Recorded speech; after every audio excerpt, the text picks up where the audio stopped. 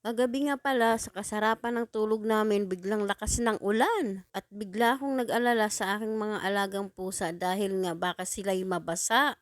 At kahit natatakot ako dahil sobrang lakas ng kulog at ulan, pinuntahan ko pa rin sila dahil ako'y naaawa. At pagkatingin ko nga'y ako'y awang-awa dahil nagsisiksikan sila doon sa kanilang tulugan at sila'y nababasa. Ang ginawa ko ay kinuha ko muna sila at nilagay ko muna doon sa ilalim ng higaan, Kuya JJ. Kaya bago ako umalis ng bahay, binilin ko sa aking kasambahay na linisin niya itong harapan namin.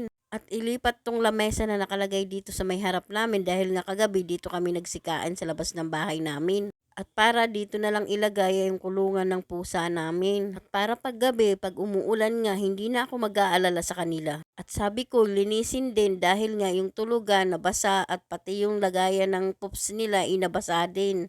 Kaya para nga makasigurado ako nililinis nga tong kulungan ng aking mga pusa, tinignan ko muna ang CCTV sa aking cellphone dahil nga pakuya-kuya-kuy lang naman ako dito at walang ginagawa.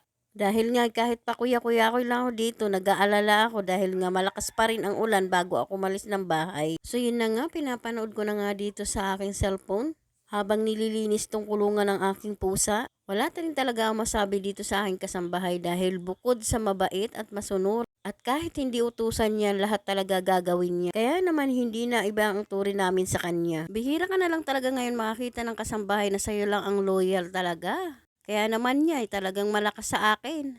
So ito na nga, maiba na nga tayo. Pumunta na nga tayo sa paglilinis ng kulungan ng pusa, baka saan pa tayo mapunta.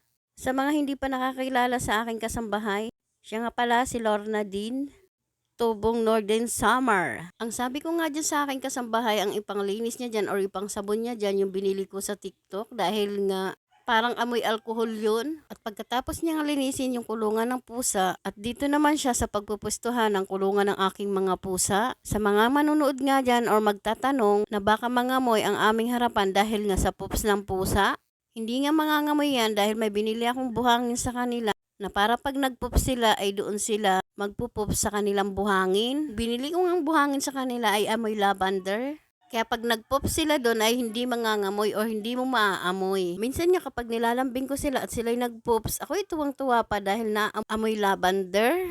Habang naglilinis nga tong kasambahay ko, itong mga alaga kong pusay pagkakukulit. Lalo na yung paborito kong si Rigor, ayun, nangungulit. Nagtataka siguro kung bakit na naman nililipat ang kanilang bahay. Pagsamantala lang naman yan dyan sila. Hanggat di nga naaayos tong harapan namin at itong dating kusina namin. Dahil nga dyan sa kusina na yan, dyan natutulog si Kuya JJ. Pagsamantalang ginawa niya munang kwarto-kwarto niya yan dyan. Dahil sa isang buwan pa magagawa tong harapan namin. Kaya pagsamantala muna na dyan sila. At sabi ko nga sa aking kasambahay na siguraduhin tuyo yung lalagyan ng buhangin ng pusa. Dahil kapag mamasa-masa pa siya, mababaliwala lang yung ilalagay naming buhangin ng pusa.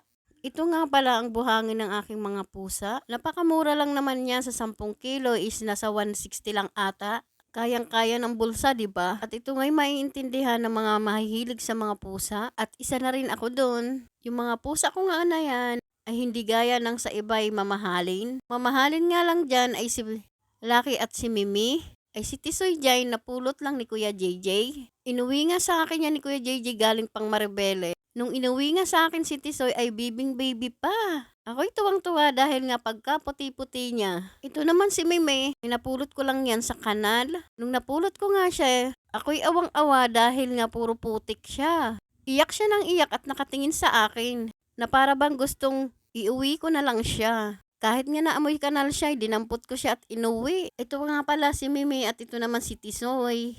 Diba pagka puti-puti ni Tisoy at malaki na rin? At isa-isa na ngang hinanap ng kasambahay kong itong mga alaga kong pusa para mailagay na sa kanilang bahay. At pagkatapos nga nilagay sa kanilang bahay, lalagyan naman ng pagkain.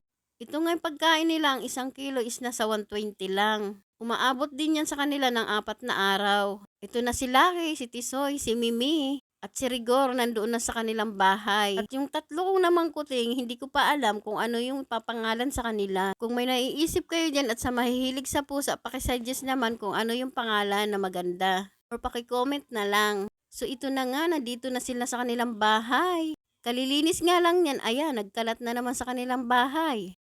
At dito na nga, nililinis naman ng aking kasambahay itong painuman nila. or lalagyan ng tubig ng aking mga pusa. Kaya wala akong nasasabi dyan sa aking kasambahay. Dahil cool na cool sa akin yan. Ang gustong-gusto ko dyan ay feel at home. Hindi siya nahihiya. Kaya kayo, kung may kasambahay kayo, ituring yung pamilya nyo para ituturing din kayong pamilya. Ang masasabi ko dyan sa lahat ng oras ay maaasahan ko talaga yan at mapagkakatiwalaan. Ops, ops, ops, nakita ko yan, may naiwan pang lilinisin. Pero naiintindihan ko yan, alam kong babalikan niya yan dahil nga sa mga oras na yan, manunundo pa yan kay Zainab. At hanggang dito na lang tong bidyong to at pakicomment kung tiga saan ka at para alam ko kung saan nakarating tong bidyong to. Thank you for watching!